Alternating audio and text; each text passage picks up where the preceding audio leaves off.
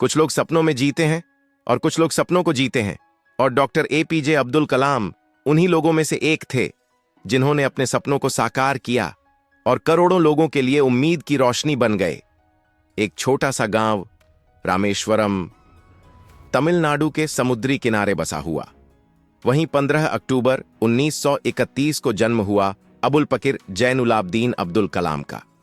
एक साधारण परिवार जिसमें साधन नहीं थे लेकिन संस्कार और सच्चाई थी।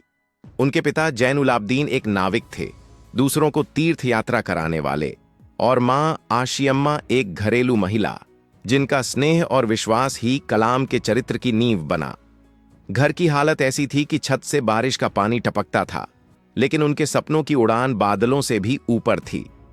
कलाम बचपन में ही सुबह 4 बजे उठकर नमाज पढ़ते, फिर अपने पिता के साथ समुद्र किनारे चलते, जहां से उन्होंने अनुशासन, सादगी और कर्म का पहला पाठ सीखा।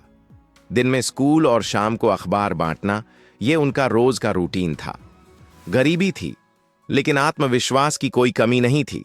उनका कहना था, अगर आप सूरज की तरह चमकना चाहते हैं तो पहले सूरज की तरह जलना सीखो। शिक्षा की उड़ान। रामेश्वरम में प्रारंभिक शिक्षा के बाद उन्होंने त्रिची के सेंट जोसेफ कॉलेज से फिजिक्स में ग्रेजुएशन किया, लेकिन विज्ञान के लिए उनका जुनून उन्हें आगे खींचता रहा। फिर उन्होंने Madras institute of technology MIT में एरोनॉटिकल इंजीनियरिंग में दाखिला लिया। MIT में पढ़ना आसान नहीं था, न पैसों की व्यवस्था थी, न कोई सहारा। लेकिन उनके परिवार ने हार नहीं मानी। बहनों ने अपने गहने बेच दिए ताकि अब्दुल कलाम का सपना अधूरा न रह जाए। वहीं MIT में उन्होंने एक एयरक्राफ्ट डिजाइन किया, जिसे देखकर उनके प्रोफेसर इतने प्रभावित हुए कि कहा, तुम में वो आग है जो तुम्हें आसमान तक पहुंचा सकती है। भारत के मिसाइल मैन की शुरुआत 1958 में DRDO में काम की शुरुआत हुई, लेकिन उनका असली कमाल तब दिखा जब वो ISRO से जुड़े। वहां उन्होंने SLV-3 प्रोजेक्ट को लीड किया और 1980 में भारत का पहला स्वदेशी उपग्रह रोहिणी सफलतापूर्वक अंतरिक्ष में भेजा गया। ये सिर्फ एक उपग्रह की उड़ान नहीं थी, ये भारत के आत्मविश्वास की उड़ान थी। इसके बाद भारत को मिसाइल तकनीक में आत्मनिर्भर बनाने का सपना देखा और उसे साकार किया। अग्नि, पृथ्वी, त्रिशूल, आकाश, नाग, ये सिर्फ नाम नहीं है, ये भारत की सुरक्षा की मजबूत दीवारें हैं। इसीलिए लोग उन्हें प्यार से मिसाइल मैन कहने लगे। लेकिन कलाम हमेशा कहते थे, मैं एक वैज्ञानिक नहीं, सबसे पहले एक शिक्षक हूं। राष्ट्रपति बनने का सफर। 2002 में वह भारत के 11वें राष्ट्रपति बने और शायद सबसे लोकप्रिय भी। वो राष्ट्रपति थे, लेकिन कभी भी अपनी सादगी और विनम्रता नहीं छोड़ी। उनके लिए राष्ट्रपति भवन जनता से मिलने का स्थान बन गया था। बच्चे उनसे डरते नहीं थे, उनसे खुलकर बात करते, सवाल पूछते, और डॉक्टर कलाम हर सवाल का जवाब मुस्कुरा कर देते। एक बच्चा उनसे पूछ बैठा, क्या मैं भी कलाम बन सकता हूं? उन्होंने जवाब दिया, क्यों नहीं?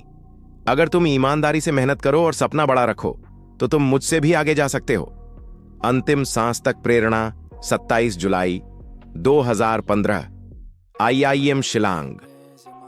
डॉक्टर कलाम मंच पर खड़े होकर भारत के युवाओं से कह रहे थे, let us make India a developed nation. और चंद पल बाद वो मंच पर गिर गए। दिल का दौरा पड़ा और इस दुनिया से विदा ले ली। एक शिक्षक जो आखिरी सांस तक ज्ञान बांटता रहा, वो थे डॉक्टर APJ अब्दुल कलाम। उनकी अमर शिक्षाएं। 1, सपना वो नहीं जो नींद में आए, सपना वो है जो नींद ही ना आने दे। 2, अगर मुश्किलों से डरते हो तो समझ लो तुम जीत के काबिल नहीं। 3, हर असफलता एक नए सीखने का मौका है। फेल का मतलब है फर्स्ट अटेम्प्ट इन लर्निंग।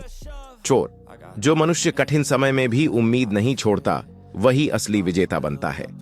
5, किताबों से प्यार करो, क्योंकि वही तुम्हें तुम्हारा भविष्य दिखा सकती है।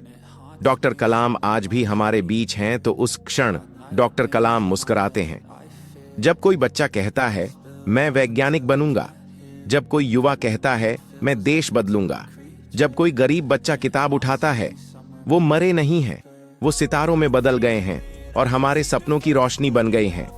डॉक्टर APJ अब्दुल कलाम सिर्फ एक नाम नहीं, एक विचार है।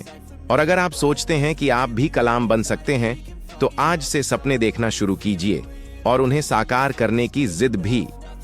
अगर यह कहानी आपके दिल को छू गई हो, तो वीडियो को लाइक कीजिए, चैनल को सब्सक्राइब कीजिए और इस प्रेरणा को अपने दोस्तों, बच्चों और परिवार तक जरूर शेयर कीजिए।